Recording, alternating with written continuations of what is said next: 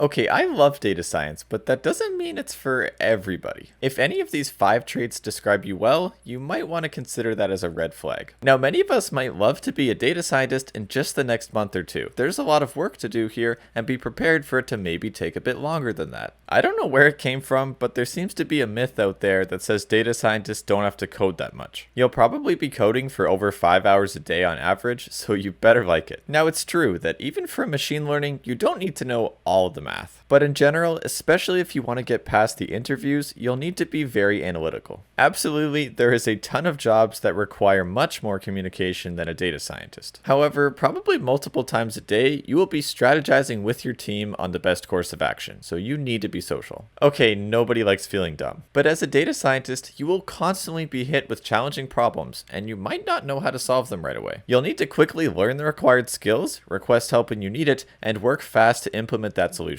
Okay, there's the 5. If any of them worried you, take it as a warning and not I should immediately give up data science, this is not fit for me. Catch you next time, guys.